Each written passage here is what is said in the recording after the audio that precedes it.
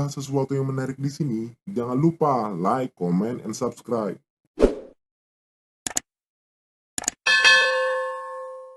Kali ini kita akan membahas tentang film Red Dawn yang dirilis pada tahun 2012 dan disutradarai oleh Dan Bradley. Di awal film, kita akan diperlihatkan berita-berita yang sedang ditayangkan di televisi tentang krisis ekonomi di negara-negara Eropa dan aliansi NATO yang mulai melemah. Di saat meningkatnya kerjasama antara Korea Utara yang semakin militan dan Rusia yang dikendalikan oleh ultranasionalis, Korea Utara mengancam akan menyerang Amerika Serikat. Scene ini diawali dengan memperlihatkan seorang marinir bernama Jet Ickard yang baru pulang dari Irak untuk menonton adiknya, yaitu Matt Ickard, yang sedang bertanding rugby di sekolahnya. Saat itu, tim dari Matty yaitu Wolverine sedang tertinggal oleh lawannya. Jet menyapa seseorang berseragam sheriff yang ternyata adalah ayahnya Jet dan Matty. Pada akhirnya, Wolverine kalah dalam pertandingan malam itu dan gagal untuk ke final. Di saat sedang duduk santuy, seorang perempuan menghampiri Matty. Dia adalah Erika, kekasihnya, dan mereka pun pergi ke sebuah bar. Di sana, ia bertemu Jet bersama teman-temannya. Seorang wanita nampak menghampiri Jet. Dia adalah Tony Walsh, teman masa kecil Jet. Ada juga dua teman Matty, yaitu Daryl dan Robert. Di saat sedang asik mengobrol, tiba-tiba listrik padam di seluruh kota dan mereka pun bergegas pulang. Di pagi hari, terdengar beberapa guncangan yang membuat barang-barang terjatuh, hingga membangunkan Jet dan Matty dari gedungnya. Ketika mereka keluar rumah, betapa kagetnya mereka melihat banyak sekali pesawat dan para penerjun militer di atas langit rumah mereka, yang ternyata mereka adalah militer Korea Utara. Beberapa pesawat militer tertembak dan terjatuh tepat di sebelah rumah mereka. Jet bergegas mengajak Matty pergi, karena situasi di kota sudah tidak kondusif. Semua peralatan komunikasi mati dan mereka tidak dapat menghubungi siapapun. Di tengah jalan, Jet dan Matty bertemu dengan ayahnya. Mereka pun mengikutinya. Di perjalanan, ada salah satu penerjun yang menembaki mereka. Namun, ia tetap melaju dan menabrak tentara penerjun tersebut, yang membuat mobil mereka terhenti. Sontak ayahnya menyuruh mereka pergi ke kabin miliknya yang terletak di tengah hutan. Jet dan Matty langsung tancap gas tanpa memedulikan tentara-tentara yang menembaki mereka. Di tengah jalan, mereka pun terhenti karena jalan tersebut telah diblokade oleh mobil militer. Matty melihat Erika yang sedang dibawa oleh tentara. Salah seorang tentara pun menodongkan senjatanya ke Matty. Sontak, Jet memegangi laras senjata tentara tersebut, yang membuat peluru meleset dan mengenai rekan tentara korut lainnya. Jet segera pergi, dan ada beberapa teman Matty yang langsung melompat ke mobil mereka. Mereka pun segera pergi dengan diikuti beberapa mobil temannya. Tentara itu langsung bergegas mengejar Jet, dan akhirnya terjadi kecelakaan antara mobil Jet dengan mobil tentara tersebut. Sedikit info, dia adalah Cho, komandan pasukan Korea Utara. Jet pun mencoba menyalakan mobilnya kembali, dan akhirnya mereka pun berhasil lolos dari tentara tersebut. Tak lama, tibalah mereka di sebuah kabin milik keluarga Jet dan Matty. Keluarlah seseorang dari mobil yang mengikutinya. Dia adalah Pete dan dua orang lainnya, yaitu sepasang kekasih bernama Greg dan Julie. Jet pun langsung memberikan arahan kepada mereka semua untuk mencari apapun yang berguna untuk mereka. Di malam hari, terdengar suara mobil yang mereka kira itu adalah tentara Korea Utara. Jet menyuruh mereka bersembunyi dan mematikan lampu. Jet mencoba untuk melihat mobil tersebut, dan ia menyadari kalau itu bukanlah mobil tentara Korea Utara. Tiba-tiba, dari kejauhan, ada yang menembak mobil tersebut. Jet berteriak untuk tidak menembak. Ternyata, yang menembak mobil tersebut adalah Pete. Terjadilah perdebatan antara Pete dan Jet. Setelah itu, seorang keluar dari mobil tersebut, yang ternyata dia adalah Danny dan Tommy. Di pagi hari, Jet memberitahukan bahwa Pete dan temannya telah pergi membawa semua makanan. Jet pun menyuruh mereka semua untuk waspada dan segera pergi meninggalkan kabin. Jet dan Matty melihat kepulan asap di seluruh penjuru kota, yang ternyata Korea Utara berhasil menginvasi Amerika. Setelah itu, Jet dan teman-temannya melihat dari kejauhan ada tentara Korea Utara yang dipimpin oleh Komandan Cho yang menghampiri kabin mereka.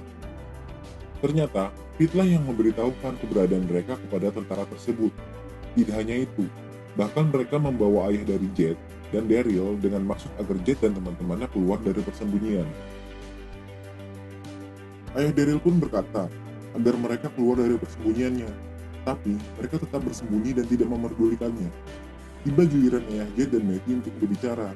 Ternyata sebaliknya, ayah Jet dan Matty berpesan kepada mereka untuk tetap berjuang dan memerangi tentara-tentara Korea Utara. Sontak saja, Kapten Cho menarik pistolnya dan menembakkan ke arah kepala ayah Jet dan Matty.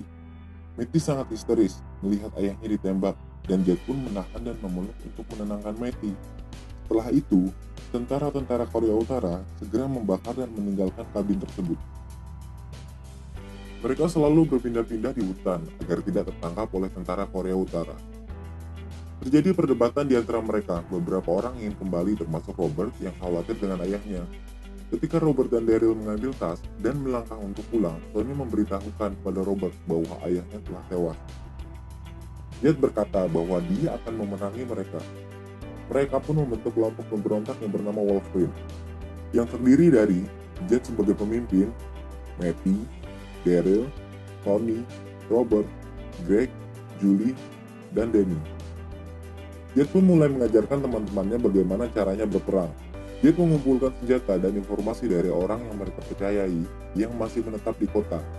Jet mempunyai rencana, tetapi senjata yang mereka dapat kurang memadai untuk berperang. Ia pun memiliki ide untuk mengambil senjata-senjata yang ada pada tentara Korea Utara. Rencana pertama pun dimulai. Terlihat, Tony mendekati pos militer mereka, kemudian berlari untuk memancing beberapa tentara tersebut. Tony berlari diikuti beberapa tentara, hingga sampai di sebuah gang yang dimana teman-temannya sudah menunggu untuk menyerang. Akhirnya, mereka pun berhasil membunuh tentara-tentara tersebut, dan segera mereka bergegas mengambil senjata-senjata milik tentara Korea Utara. Setelah itu, mereka pergi untuk melanjutkan rencana kedua. Matty dan teman-temannya makin mahir dan terbiasa menggunakan senjata. Lagi dan lagi mereka mengambil senjata tentara-tentara tersebut dan mencuri mobil militer dari tentara Korea Utara. Danny langsung memeriksa mobil militer yang mereka curi dan ia menemukan C4. C4 adalah sebuah peledak yang biasa digunakan militer. Setelah itu, mereka pun bergegas pergi menuju tempat persembunyian. Setibanya di sana, mereka langsung beristirahat untuk menjalankan misinya besok. Keesokan harinya, mereka siap melanjutkan rencananya, yaitu untuk menjalankan teror yang lebih besar dan membuat kekacauan di kota, melakukan vandalisme, coret-coretan di sekitar kota, agar masyarakat tahu masih ada orang-orang yang melawan invasi yang dilakukan oleh militer Korea Utara. Di scene lain, mereka sedang memata-matai Kapten Cho. Mereka melihat sebuah kotak aneh yang membuat mereka penasaran, dan Matty pun dengan sigap memfoto kotak tersebut. Dan ternyata, tempat tersebut sudah disabotase oleh anggota Wolverine. Dan tiba-tiba, bom pun meledak di tempat tersebut. Mereka pun langsung bergegas pergi. Di tempat lainnya, mereka pun merencanakan sesuatu juga. Matty melihat Pete yang sudah menjadi kaki tangan Korea Utara. Saat Pete melihat Matty, Matty pun mengarahkan jari tengahnya ke arah Pete. Pete menyadari kalau mereka adalah Wolverine, dan tiba-tiba ledakan yang lebih besar pun terjadi dan Pete tewas dalam ledakan besar itu. Terlihat sebuah tank yang sedang berpatroli mencari keberadaan mereka. Robert dan Daryl memasuki sebuah restoran dan mengambil seluruh makanan dan minuman yang ada. Setelah itu, mereka pun bergegas pergi untuk menyelamatkan diri. Setelah mereka tiba di markas, sambil menikmati makanan yang Robert dan Daryl bawa, mereka mendengar di radio kebebasan Amerika yang menyebut nama Wolverine dan membuat teror bagi tentara-tentara Korea Utara. Scene berpindah di pusat kota. Terlihat Matt sedang mengintai tawanan yang disandra oleh tentara Korea Utara. Malam itu, Jet sedang menunggu Matt. Akhirnya, Matt pun pulang. Dan terjadilah perbincangan di antara mereka. Matt tambah kesal dan melemparkan handphonenya. Ia pun menyuruh Jet melihat foto yang ada di handphone tersebut. Jet langsung menyadari bahwa besok akan ada pertemuan besar-besaran di tengah kota. Jet langsung menjelaskan strategi untuk melakukan teror di acara pertemuan besok. Tiba waktunya di hari diadakannya pertemuan di tengah kota, di mana semua tampak berkumpul di sana. Mereka segera bersiap untuk melakukan pengeboman. Jet kaget melihat Spetsnaz, yaitu pasukan khusus anti pemberontakan Rusia, dan juga ada ayah Daryl duduk di antara orang-orang Korea Utara. Dalam hitungan detik, sebentar lagi rencana mereka akan dimulai. Tetapi, seketika rencana mereka berubah setelah Matty melihat Erika di dalam sebuah bis. Untuk mengalihkan perhatian tentara tersebut, Matty menyuruh teman-temannya untuk meledakkan bom di mobil-mobil yang terparkir di depan acara tersebut. Matty pun langsung bergegas mengejar bis Erika dan ia pun terpisah dengan teman-temannya. Jet sedang memperhatikan Kapten Chow dari atas gedung. Ternyata, Kapten Chow telah mengetahui tentang bom yang terpasang di acara tersebut. Mereka pun langsung diserang oleh tentara-tentara Korea Utara. Segera Jet menyuruh teman-temannya untuk mundur. Di sisi lain, Matty mencoba membebaskan Erika. Greg berlari menghampiri Matt yang sedang terdesak. Tapi naas, Greg tertembak dan tewas di tangan tentara Korea Utara. Rencana mereka pun menjadi kacau. Matt segera membebaskan Erika dan berlari dari kejaran tentara Korea Utara. Sampainya di toko pakaian, mereka berganti baju dan jaket milik seorang ibu-ibu untuk mengelabui tentara Korea Utara. Mereka juga menitipkan senjata dan bergegas berjalan pergi dan akhirnya mereka pun selamat. Setelah sampai di markas, terlihat Jet sedang dijahit di bagian perut. Karena di pelarian, tadi Jet sempat tertembak. Matt dan Erika pun tiba di tempat persembunyian mereka. Jet memberitahu Matt, akibat perbuatannya yang sembrono, Greg mati karena ingin menolong dirinya. Matty pun pergi karena merasa bersalah. Scene berpindah di tengah kota. Terlihat ibu yang menolong Matty dan Erika sebelumnya ingin dieksekusi di tengah jalan oleh tentara Korea Utara karena menolong pemberontak. Tetapi, segera Wolverine menembak si eksekutor. Terjadilah tembak-menembak antara kedua kelompok dan pada akhirnya, Wolverine berhasil membunuh seluruh tentara yang ada di sana. Lalu, beberapa dari warga mengambil senjata dari tentara Korea Utara yang telah tewas dan mendukung Wolverine. Dari atas sebuah bangunan, Robert meneriakkan Wolverine sebagai tanda kemenangan mereka. Warga pun bersahut dan meneriakkan Wolverine.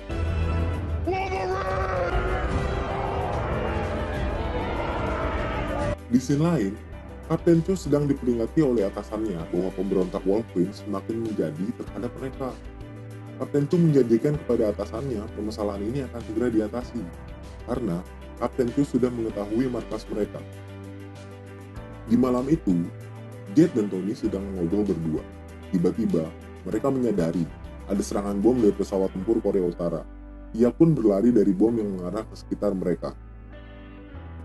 Markas mereka pun dibombardir oleh militer Korea Utara, dan Denny pun mati akibat serangan itu. Mereka segera bergegas melarikan diri ke dalam hutan untuk bersembunyi. Sesaat ketika Tony sedang sendiri, dia disergap oleh sekelompok orang tentara. Tapi, untungnya Jet dan yang lain sigap untuk membantu Tony. Dan ternyata, mereka bertiga adalah pasukan marinir Amerika yang datang dari pangkalan Pendleton. Dia mengatakan sedang mencari sekelompok pemberontak yang bernama Wolverine untuk meminta bantuan, dan Jet pun memberitahukan bahwa mereka adalah Wolverine. Akhirnya, mereka pun berbincang. Andrew menceritakan tentang kondisi yang terjadi. Ia menjelaskan bahwa Amerika sedang diserang dengan senjata baru.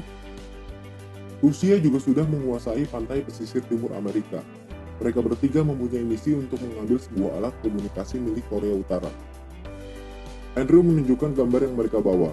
Matty pun segera menunjukkan foto alat tersebut yang sempat dia ambil sebelumnya. Tak lama setelah berbincang-bincang, misi akhirnya dimulai.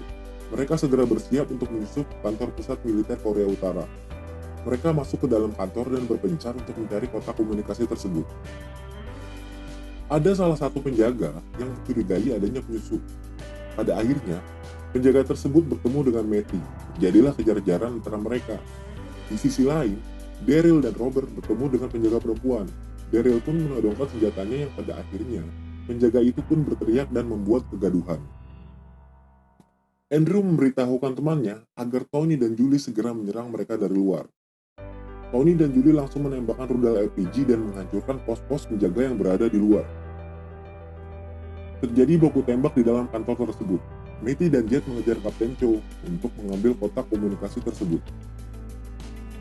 Di sisi lain, Daryl sedang berlari di luar dan terjadi kontak tembak antara Daryl dengan sekelompok prajurit Spetsnaz Rusia yang membuat Daryl tertangkap dan tertusuk di bagian pinggang. Namun, pada akhirnya, Daryl dapat melarikan diri dari tentara-tentara tersebut. Scene berpindah ke Jet yang sedang berhadapan dengan Kapten Chow. Ia pun menyuruh Matty untuk membawa pergi kota komunikasi tersebut. Jet menyerang Kapten Chow dan terjadilah baku hantam antara mereka. Kapten Chow menendang Jet hingga keluar kaca ke ruangan sebelah. Jet yang tersungkur membuka laci di sebelahnya yang ternyata milik ayahnya dan menemukan sebuah pistol. Jet langsung menembak kaki Kapten Chow yang membuatnya terjatuh tepat di hadapan Jet. Dengan pistol milik ayahnya, akhirnya Jet menghabisi nyawa komandan pasukan Korea Utara tersebut. Singkat cerita, mereka berhasil melarikan diri dan berkumpul di sebuah tempat untuk beristirahat dan bersembunyi. Mereka pun berbincang dan merayakannya dengan meminum bir bersama. Di saat Jet ingin menghampiri Tony, tiba-tiba saja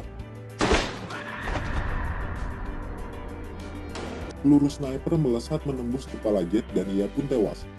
Ternyata, itu adalah pasukan tentara Korea Utara yang sudah mengetahui tempat persembunyian mereka. Tony tampak histeris atas kematian Jet, dan terjadi lagi baku tembak di antara mereka. Segera Matty menyuruh Tony untuk bergegas pergi, akhirnya mereka semua berhasil pergi melarikan diri. Singkat cerita, di perjalanan, Matty bingung bagaimana tentara Korea Utara bisa tahu tempat persembunyian mereka. Robert pun teringat dengan luka tusuk yang ada pada Daryl. Ia pun memeriksanya yang ternyata tentara itu telah menanamkan alat pelacak di dalam tubuhnya. Daryl merasa bersalah dan ia pun meminta senjata dan tetap tinggal di tempat tersebut untuk menghadang tentara Korea Utara, dan mereka pun melanjutkan perjalanan. Sesampainya di titik penjemputan, Andrew pun mengajak mereka untuk ikut pergi ke tempat yang lebih aman. Namun, Matty menolaknya dan berkata ia akan berjuang di sini. Scene beralih di mana Matty telah mengumpulkan banyak anggota untuk menjadi Wolverine. Terlihat, Matty pun sedang berbicara ke semua orang di kelompoknya dengan semangat yang membara. Scene ini ditutup dengan adegan penyerangan yang dilakukan Matty dan teman-temannya ke sebuah camp yang menahan warga-warga Amerika. Terlihat, salah satu orang dalam kelompok yang membawa bendera Amerika berkibar-kibar. Dan film pun tamat.